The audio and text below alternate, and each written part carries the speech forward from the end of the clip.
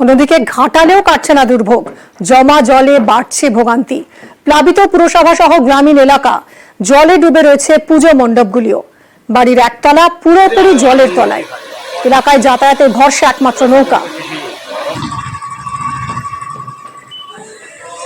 কথা বলবো সুকান্ত আমাদের প্রতিনিধির সঙ্গে। সুকান্ত, প্রতিবার বন্যায় এটাই দস্তুর, ঘাটাল বানভাসী হবে, এবারও তার কোনো ব্যতিক্রম হয়নি। এখন কি ধীরে ধীরে জল নামছে? একটু বৃষ্টি তো ধরেছে, কি অবস্থায় রয়েছে এখন ঘাটাল? ত্রাণ শিবিরগুলোর কি চেহারা?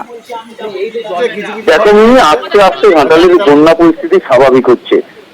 উঁচু জায়গাগুলি থেকে জল নামছে, কিন্তু এখনো গ্রামীণ বিস্তীর্ণ এলাকা প্লাবিত রয়েছে। এখনো ঘর বাড়ি ডুবে রয়েছে, স্কুল বিল্ডিং সহ বিভিন্ন দোকান বাড়ি সব ডুবে রয়েছে, নৌকো ডিঙে চলছে এখনো ঘাটাল শহরে।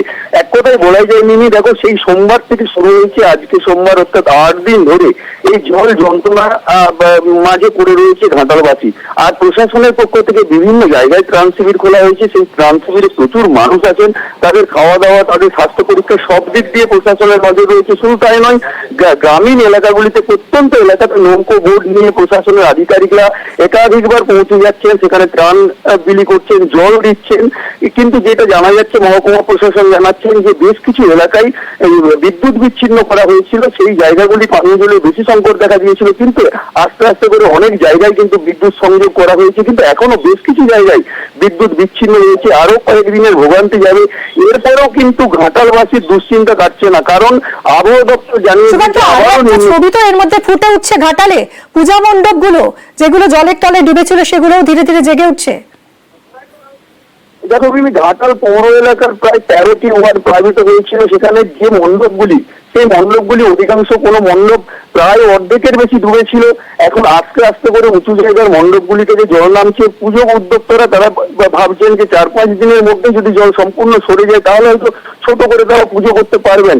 কিন্তু এর মাঝে আবার যদি আবহাওয়ার পরিবর্তন হয়, বৃষ্টি হয়, তাহলে কিন্তু পুজো কিভাবে হবে সেই নিয়েও দুশ্চিন্তা রয়েছে। কিন্তু পুজোর বিষয়টা কিন্তু পরে। এখন ঘাটালবাসী বেশ কিছু মানুষ তারা গৃহ ছাড়া, তারা চাইছেন যে পুজোর আগে বাড়ি ফিরতে পারবেন কিনা। তাদের দুশ্চিন্তা কিন্তু সব থেকে বেশি, যে মা আসছেন, আনন্দ আছে, গোটা রাজ্য আনন্দে ঘাটালের ওই মানুষগুলি।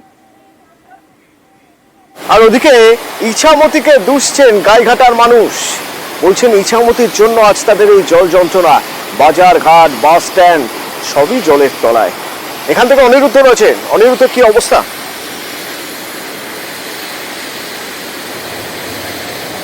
দেখো, তোমাকে জানিয়ে রাখি যে উত্তর 24 পরগনার গাইঘাটা ব্লকে ইছামতির জলে অনেকটা অংশ প্লাবিত বলা যেতে পারে। রামনগর গ্রাম পঞ্চায়েত, সুটিয়া গ্রাম পঞ্চায়েতের অনেকাংশে ইছামতি সংস্কার না হওয়ার কারণেই এই জল দাঁড়িয়ে রয়েছে বলে দাবি করছে স্থানীয় বাসিন্দারা। এমনই গোপালপুর বাজার, সেই গোপালপুর বাজারে যেখানে বাস স্ট্যান্ড ছিল, সেই বাস স্ট্যান্ডে জলের মধ্যে ফুটবল খেলছে বাচ্চারা।